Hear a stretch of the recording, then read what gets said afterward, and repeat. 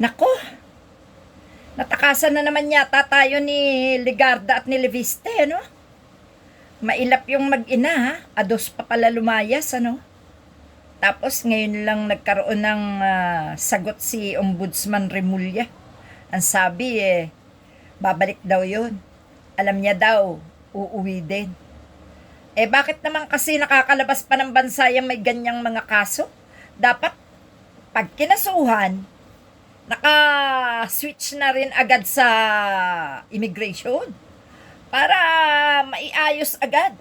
Kapag sila gumawa dapat ng kaso, lahat ng paraan na pwedeng daanan pagtakas, iswitch na nila yung kaso. Ibig sabihin, itimbre na nila agad. Hindi yung ganyan. Ayan, natakasan na naman yata tayo ni Ligarda at ni Leviste.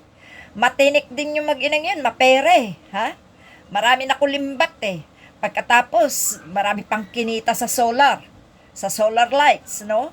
Pagkatapos kung ano-ano pa. Wala, takot na takot na si Leviste. Yung ina, damay na kasi konsentidor. Ano ngayon ang mangyayari, mga kapatid? Wala na. Mag-iintay na lang ng patak ng ulan kung babalik pa. Wala sabi ni Ombudsman Boying, ano daw, kung hindi raw sila babalik, gusto ba raw nila na pag uwi nila may posas na sila. Ano mangyayari yun? Lalong matatakot yun. Lalong hindi babalik yun.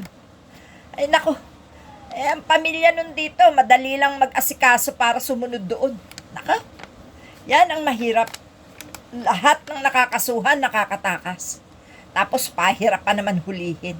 Yan ang kulang na kulang talaga sa seguridad ang mga nasa batas. Dapat, pag ganyang kinakasuhan nyo na yung matataas na taong ganyan, dapat nakatimbre na rin agad yan sa immigration para maiayos agad yung kanilang gagawin.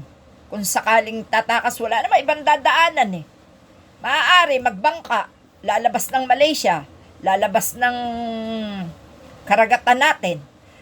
Pero kung ganyang may kasamang babae, sa ano yan dadaan? Sa airport? Wala pinagkakatiwalaan pa rin nila kakasuhan, tapos pagkakatiwalaan, natatakasan. Yan ang mahirap sa atin, no?